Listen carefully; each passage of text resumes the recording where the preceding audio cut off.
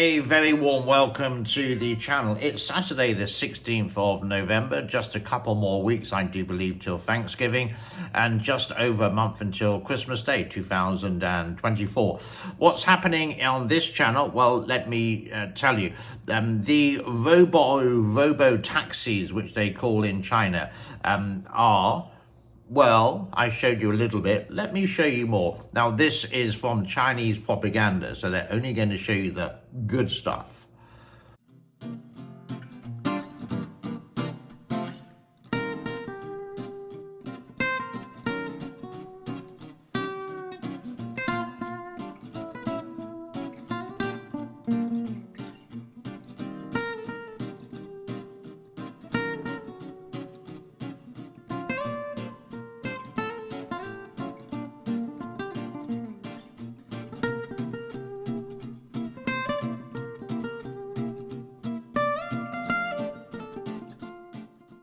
Don't disappear yet, because let me show you some more of the Chinese propaganda related to these robo-taxis in China.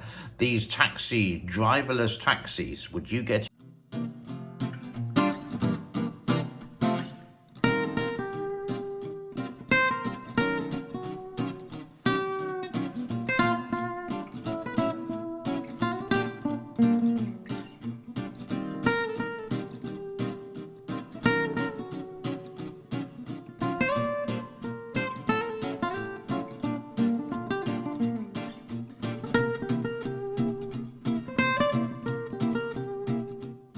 What they don't show you in China is they do go wrong. Like humans, nothing is perfect. Robots, computers sometimes just need a little bit of a reset.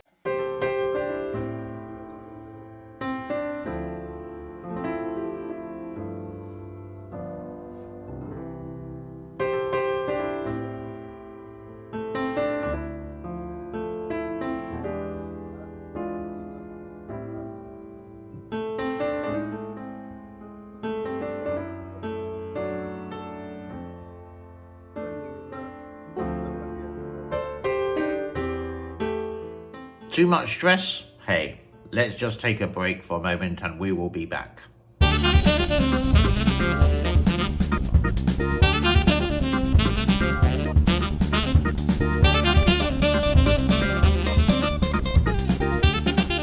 You may remember on my channel and several other channels what happened in China related to a BBC reporter. Now, regardless of what you think of the BBC, is this right or is this wrong? Where basically he was recording after the incident, way into the night, of a situation in Zhuhai. Zhuhai is very close to Macau in Southeast Asia, where he was just reporting the facts of what actually happened in front of the scene, but after the scene had been investigated by the police. This guy came up in the middle of nowhere, and we really don't know who he is. Some people say he was a caretaker, some people say he was a plainclothes policeman. Regardless of this fact, he was saying, get out. No, so you're obviously getting hassled here by these people, so we'll just walk over here a little bit. I don't know if they're obviously being organised by the party to try and stop this type of thing happening. No, Xi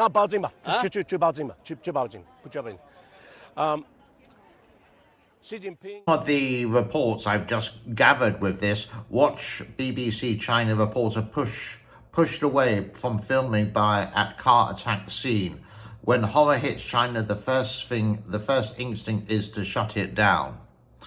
Now, this wasn't the only incident in this. I do believe there was a Japanese reporter who was doing the same kind of thing. There's something happening, let's report it in safety and making sure the world knows some of the situations.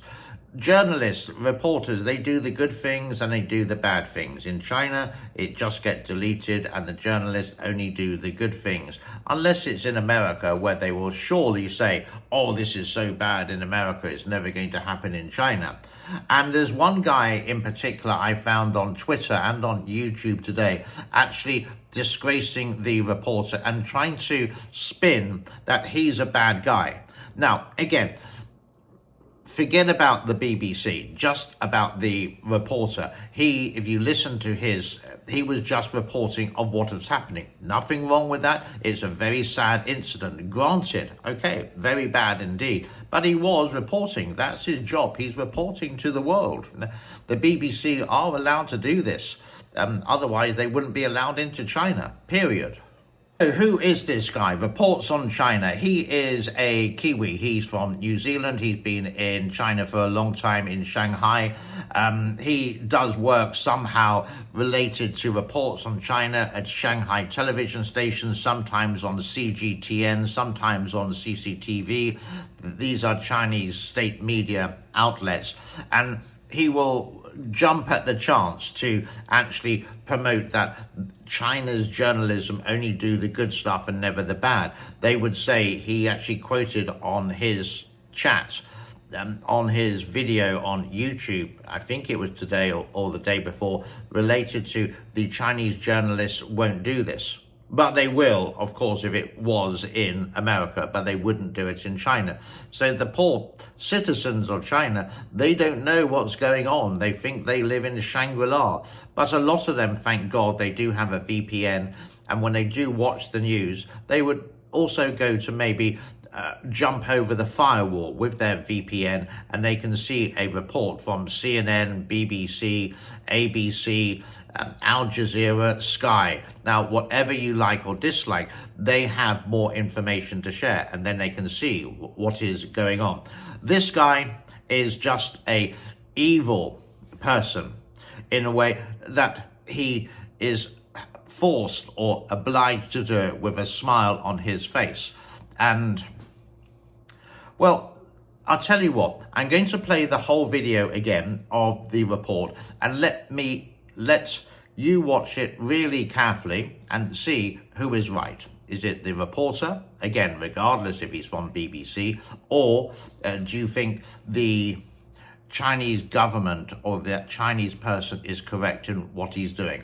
Let me know in the comment form below, the good and the bad. I know I do have the sticker fans here, the little pinks, who will come in and say, oh, yeah, absolutely, he's wrong. And then they will go on about the BBC. No, I'm not talking about the BBC. I'm talking about what is right and what is wrong here. And I think, in my opinion, not because I come from because I come from the UK. I just think he was just doing his job with the respect of the people who did pass away in the situation, and far away and late at night after the incident happened. Yeah. So here's the video. Has called on officials all over the country to try and settle community disputes to prevent this type of thing happening in the first place. And I suppose, what is he going to say after all? It's really an inexplicable event. According to the police, this official, the official reason they're giving is that this man was upset about his dispute with his wife after the division of his property following his divorce. And for some reason, this has led him to drive into this complex and kill people. He also harmed himself, it seems, with a knife, and according to reports, he's now in a coma. So all of this has been very disturbing. Partly you can see why it might inflame tensions and why there might be local party officials trying to organise those who would try to stop us from reporting on this. But either way, it's the type of thing that has happened, unfortunately, in China before. There are these copycat mass attacks. Somebody has some sort of grievance. They end up taking it out on complete strangers. And then we have this type of thing of the government trying to stop it from happening. 你别，不要拍了。那我们，赶紧走。那你走。赶紧走。那我们要跟你别做那个，我也给警察打电话。你给警察打电话了？那行可以，好吧，那行我可以，好，行可以。你是谁？我是中国公民。你没有权利打扰我们。我是中国公民，你在中国拍，你没有权利。你有身份证吗？跟你没关系的。不要在这乱拍。你别打扰我们，你别做那个。我们告诉警察，你别做那个，你别做那个。你没有权利做那个。你知道你没有？你知道你没有？你知道你没有？你别做那个，你别做那个，你做。你在中国的土地上，我就 I think of it as if I were doing that job. I've been asked to go and report this. It's late tonight. It's after the incident. You've gathered information from your fixers, your producers, etc.